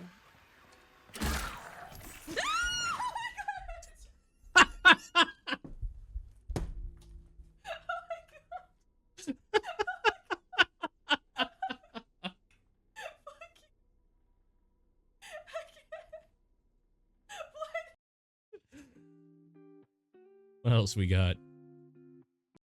There's something right now. Oh. Hey, wait a minute, there's something out there. It's going in the eyes. Be careful. Hey, Slow. hey, over here. I'm gonna walk up to the eyeball. I'm gonna kick Is this that content warning? Do it. Oh my god! All right. Honestly, I don't like VTubers very much, but she seems fine. Sure. Not a VTuber fan. Manly Badass Hero.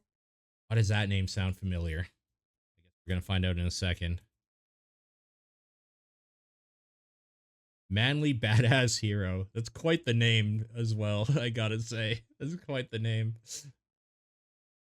Hey everyone, this is Manly Badass Hero, and welcome to Yanderella. Yanderella is a game about... Oh, mouth washing.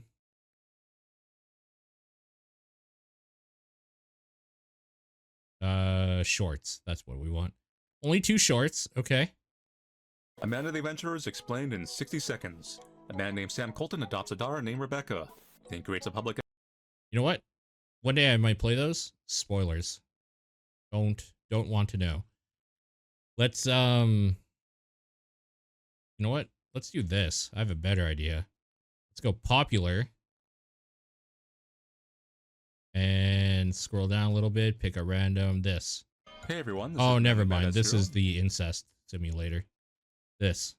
Hey everyone, this is Manly Badass Hero, and welcome to Slot Waste, which is a horror game that's a...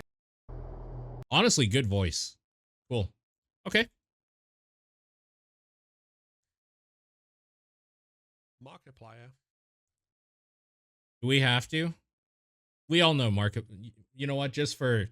I actually have nothing against Markiplier. It's just that, like, when I see a name that's so big, I just feel like, do we have to, like, take the time to look up a clip or something? But you know what? When did the nightmare... Just to keep it same, and everything good, I probably should, right?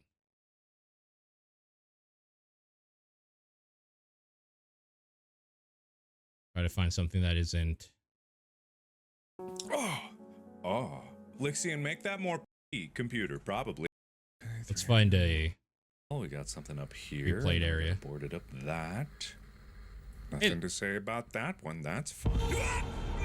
And then we gotta board it up. Isn't that a Silent Hill 4 reference? That. Like maybe not directly, but Nothing to say about that one. That's fine.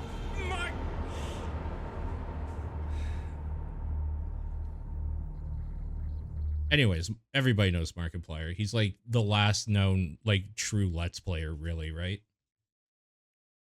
Specifically for horror. Oh, that's all of them. I feel like there should have been more people in there. Okay. I mean, I guess it was nominated by fans and stuff, which is why it's all people that have like huge fan bases. Okay, sure. You checked into a flight, got the last window seat. Some sleeping pill tomorrow. Hope for the best. Nice. What where are you going? There we go. That category does include some content creators who will be either presenting awards for us or are members of the jury, which is why it was important to us that this was entirely in the public's hands and we had no say of it. Our jury had no say in it, and it was just entirely England. over to Nice. them. But have fun. Hopefully we'll get some people like what the choices there and we'll do the vote. And I'm rambling, so I'm I'm going to ask Ash to talk about the most accessible horror game category, and then we'll accessible. Go to the nominees Okay. for that. Okay. Wonderful. Let's get to the most accessible game, most accessible horror game, which is a game that has the most accessibility options for people with different needs. So these are the games that are playable by the most players and have been voted on to be the most inclusive of our horror games. So first up, we have A Quiet Place: The Road Ahead, Accessible? Alan Wake 2: The Lake House, Okay. Clock Tower Rewind, I'm trying to remember what Clock Tower Rewind does. Oh, it adds the literal rewind. So if you fuck something up, you can rewind, like an emulator sort of thing. Crow Country, This has a mode where they take the enemies out, right?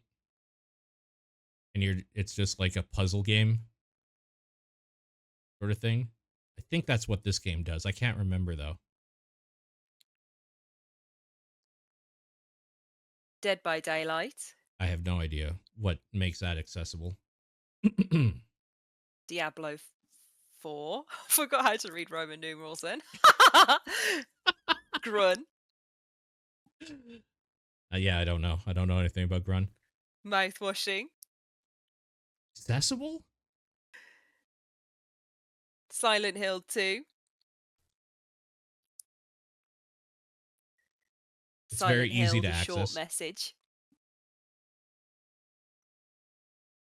Slay the Princess: The Pristine Cut,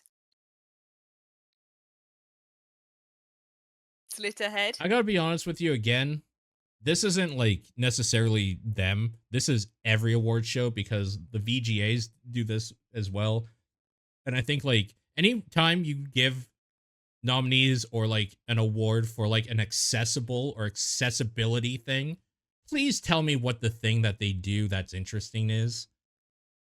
Like for accessibility. Is it on the site? I mean, it might be for this, but it isn't for like every award show. This isn't them. This isn't a horror game awards issue. This is across the board. If you're nominating something, like, can you please just say what it does that's like good and special, even if it's basic and like lots of difficulty options. Like if it's literally just that line, then I'm like, okay, I get why it's here because it's accessible to people of different skill sets or whatever. That's great. But I have no idea what a lot of these do. Or if it's like colorblind mode. You don't have to list everything. Just like, what's the big thing that's like, they do this the best. So that's why they're here. That's all. Still Wakes the Deep, The Outlast Trials, Until Dawn. And I just don't know. Voices of the Void. Wasn't somebody saying Voices of the Void is kind of sick? Kind of cool. So there are games that have the most accessibility options that are playable by the most The most accessibility options. Okay. Fair. amount of horror gamers. Yes. And we have just 2 categories left to announce the nominees for.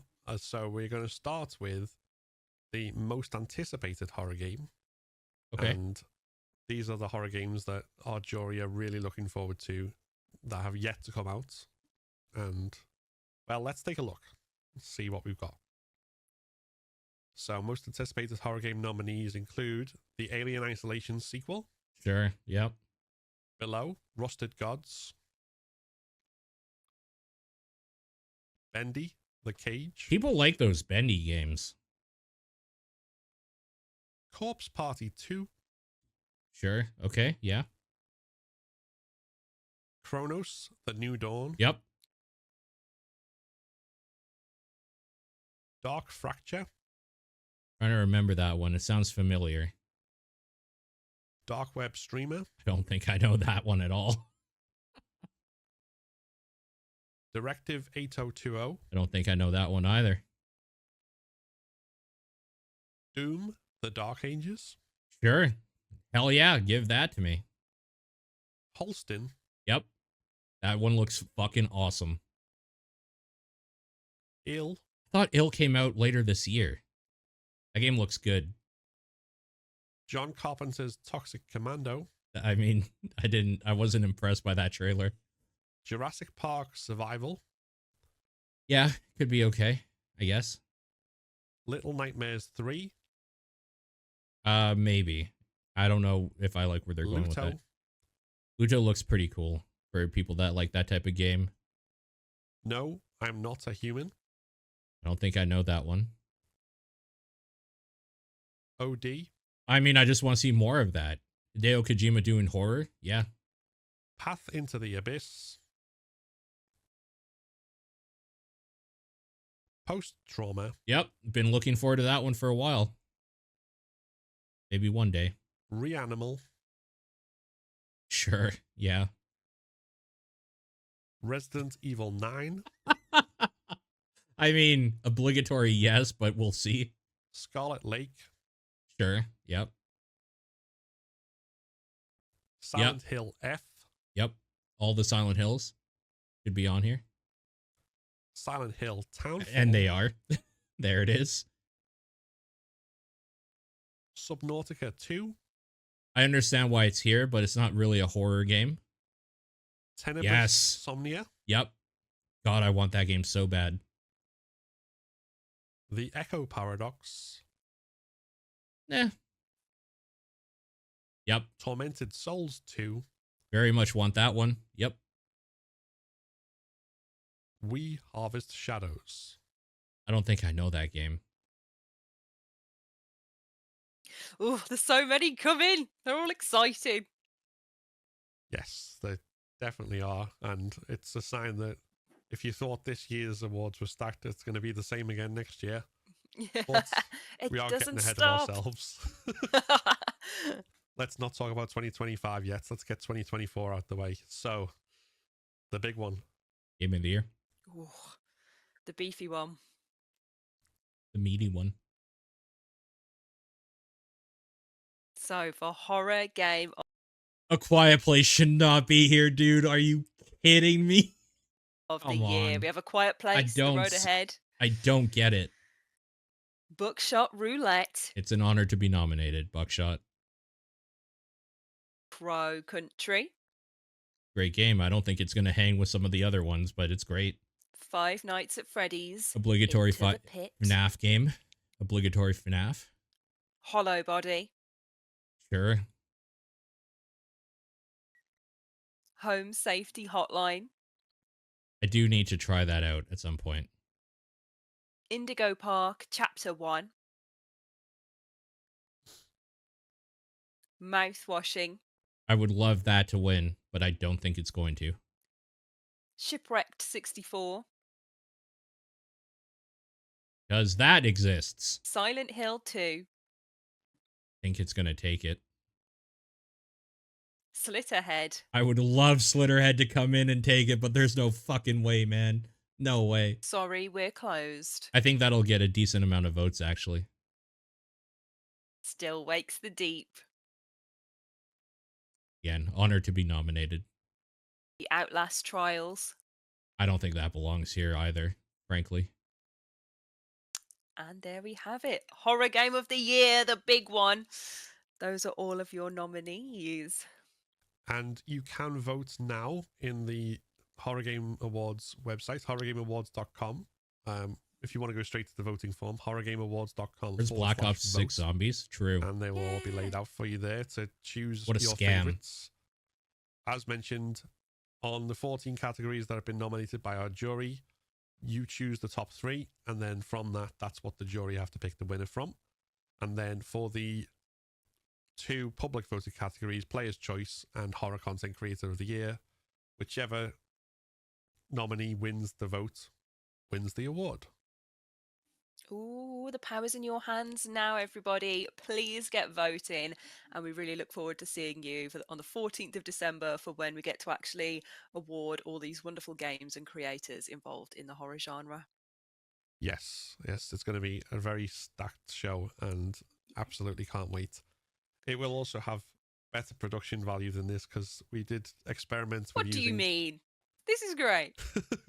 We did experiment with using Twitch's stream together feature, which is, I think, the only reason why my camera has just been blurry the entire time. So that might be a godsend for some people. I don't know. But either way, I hope you've enjoyed it, and we hope that there's plenty of good choices there. Why don't they just use Discord? What? This year, and if you've not played a lot of these games, definitely look them up and check them out because horror games, really good horror games, are not in short supply at the moment. So there we go.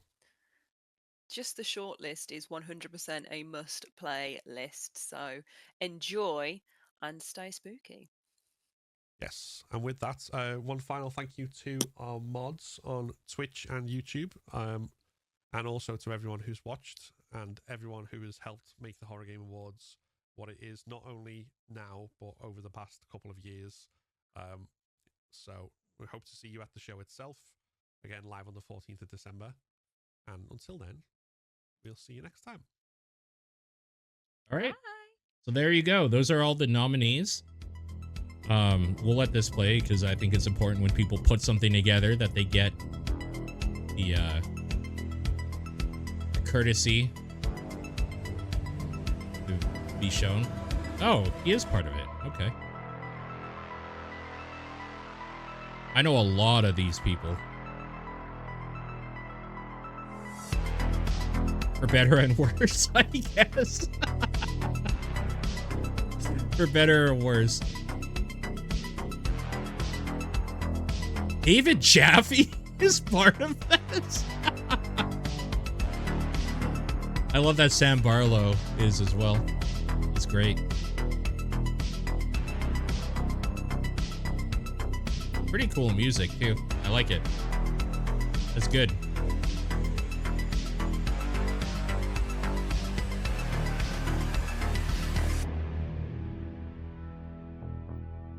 You know, I don't play enough horror games anymore. I would love to get involved with the Horror Game Awards because they do like a lot of things pretty regularly. I'm just not up to speed. I would love to like reach out and see if they need help like with technical stuff or something, even though. Maybe I will at some point. I really, really love these smaller, like grassroots types things. Big fan of them. Big fan. Scream If I'm Real. Ah! All right, now we're going to vote. Now that we went through them, I'm going to vote. And I'll show you guys my vote. Okay. Horror Game Awards for 2024. 14th, this is a Saturday. We will watch this live as long as everything in my life goes okay. Okay. Let's do this. Where do we vote now? Wait. Cast your vote here?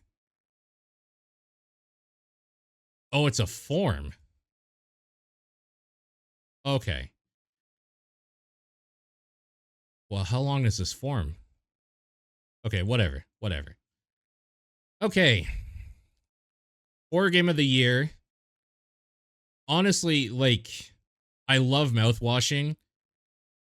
I really want to vote for mouthwashing, but I'm going to be one of the simps, man. Silent Hill 2 was one of the best games I ever played. It has a super important place in my, formative years growing up or whatever for horror and like what gaming horror can do and all that stuff. And the fact that like it came back so strong, like I have to do it. Which sucks because like I would love for Slitterhead to win this.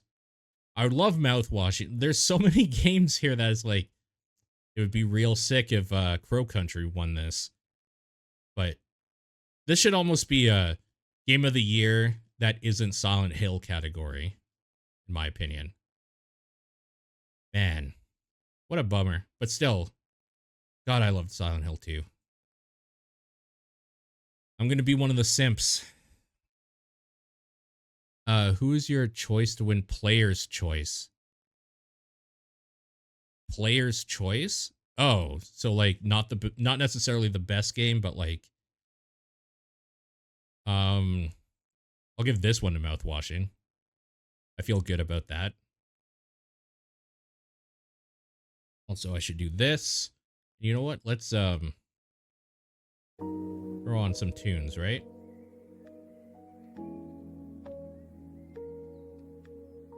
Choice to win most accessible. I just don't know. Like, I don't know what makes them accessible. That's the problem.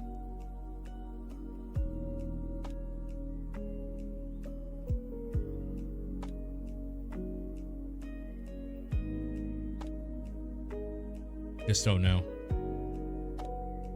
I kind of don't think Dead by Daylight's accessible because it's a multiplayer game with a bunch of the sweatiest nerds you've ever seen online. I don't know how that's accessible.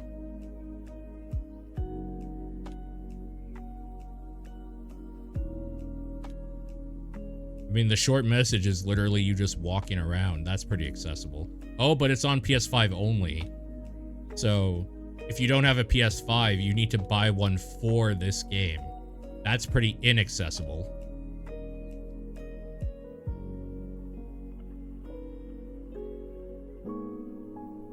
So still Wakes of Deep, I guess. I don't know. I don't know, man. Best indie horror. There are so many options here for indie horror. Honestly, this is game of the year that isn't Silent Hill, essentially. Oh, Withering Rooms is here. I thought it wasn't nominated for anything. My bad. I was wrong. I thought it wasn't. Missed it. This is mouthwashing for me. That game is legitimately incredible.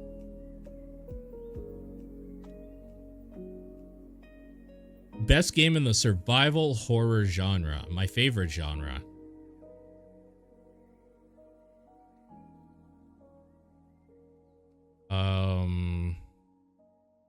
It's unfortunately going to be Silent Hill 2 again.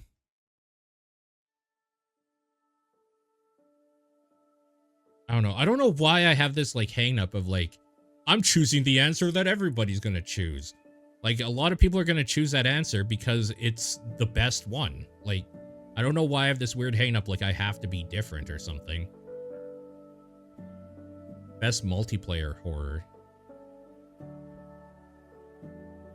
Like, it's probably Dead by Daylight. Although, for my personal pick... You know what's weird?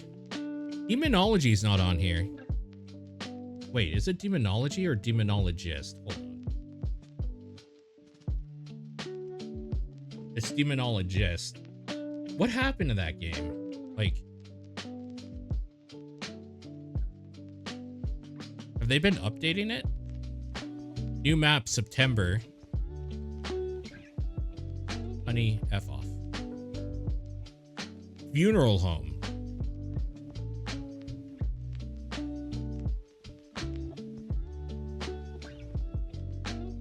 I would definitely jump back into this game. I'm going to keep this open on my third monitor just as a reminder that I should do that.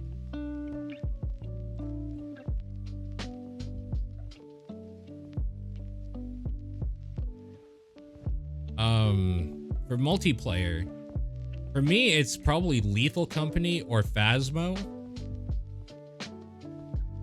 I don't think I played Phasmophobia at all this year, so by default for 2024, the beginning of the year, I played Lethal Company still, so we'll go Lethal Company.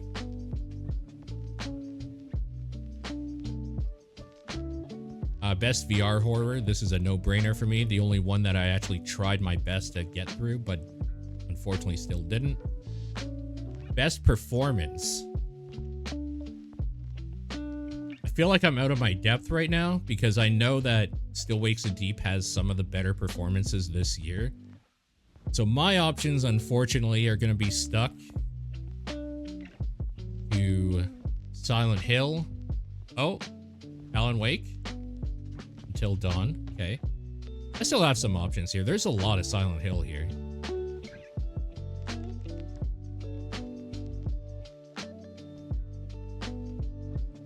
You know what? I'll give it to Luke Roberts here.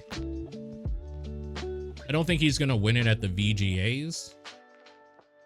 So it would be cool if he won it here. He did good job.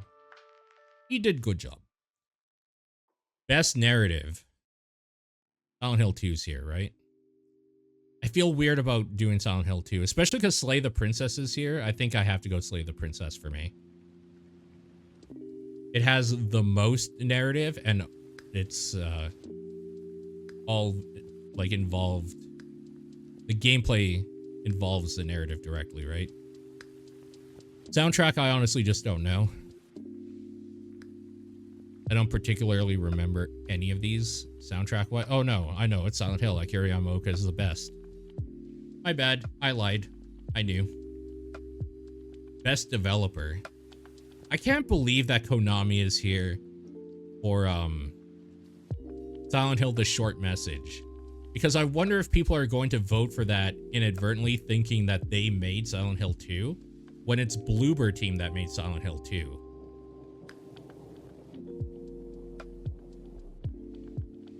I hope that isn't the case, but I think it will be. I love that Metal Star Studio is here, dude. That's so good. I love that. That's great.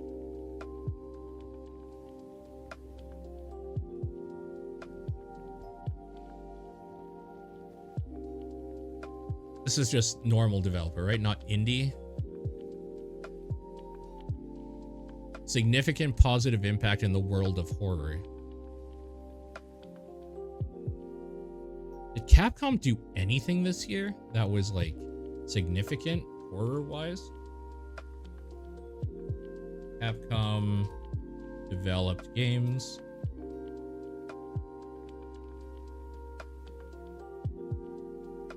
Can I see by year what they've done?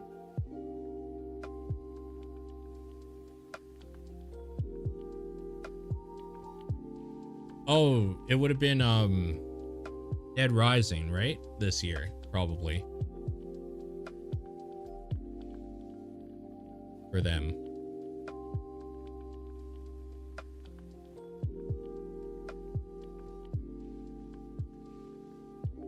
It's a little bit of a cop-out answer, but it's probably Bloober Team. Probably Bloober.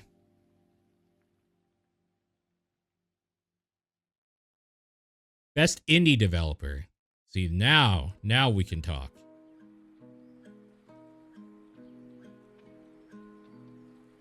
This is where I might go Ron Oregon.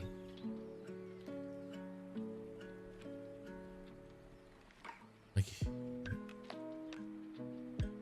I don't necessarily think it's Chilla this year. Although I wouldn't mind going Bokeh Studios. You know what? I'm doing it. I'm doing it. Horror content creator of the year. I'm gonna be honest with you. Out of the guys that I didn't know before that I like actually followed, it was this dude. Like watching his clips or whatever, I subbed to him. YGP is definitely it. Hell yeah, let's go. Most anticipated. I mean, unfortunately, I think it's probably still RE9. Because again, I am nothing but a simple simp. I'm a simp. Technical achievement. Best innovation in gameplay or technology. See, what they're saying, though, is what I was saying that none of these games necessarily do. Like, some of them do a technical achievement, but the majority of them, I don't think, do. I'm going to go based on what I still think they meant. Which is, like, they have a clear vision for something and they go fully for it. I think that's still kind of the heart of what this is.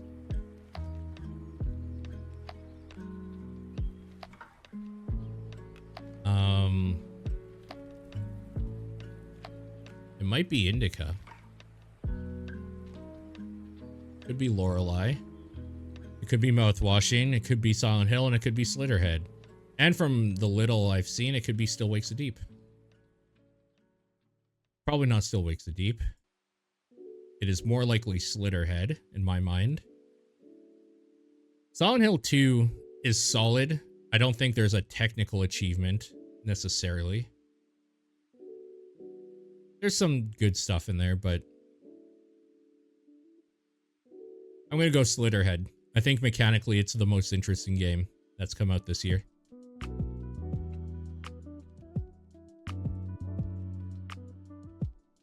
Lifetime Achievement Award.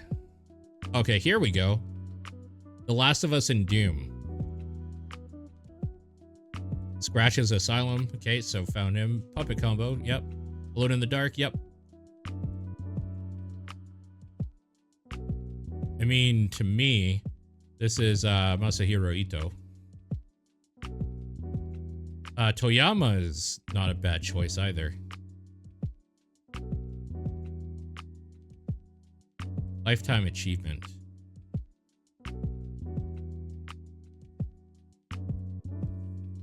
You know, it's weird because I've been really not happy with a lot of decisions Mikami's made in the last few years. And I kind of feel like he fucked over Tango. I feel like he probably fucked over a lot of things. I don't like that he left Tango, or he dropped out while they were making, what's that game now? Ghostwire. He left Tango, and then, like, started like, I thought, okay, he's leaving. He started his own thing, and Tango sold and, like, died. I feel like he had inside information, and he got out. Like, I think he snaked them. I don't know this for sure, and this is obviously the pessimistic part of me coming out. I think he snaked them, though.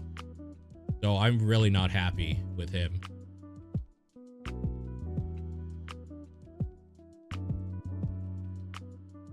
Do we go with the original creator of Silent Hill 1?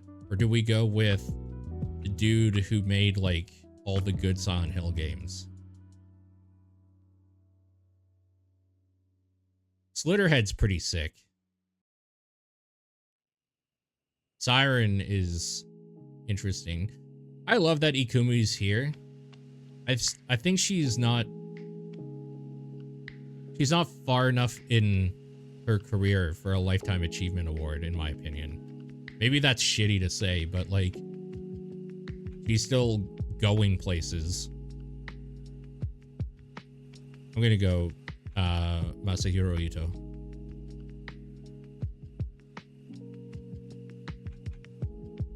We're done. That's it. So again, I'm going to try to make sure that we watch the Game Awards live, as long as life doesn't get in the way, which it unfortunately seems like it's been doing its best to recently. But should be interesting. Should be fun. It's that time of the year where we're going to be talking a lot about all of the games, so buckle in. That's what we're doing.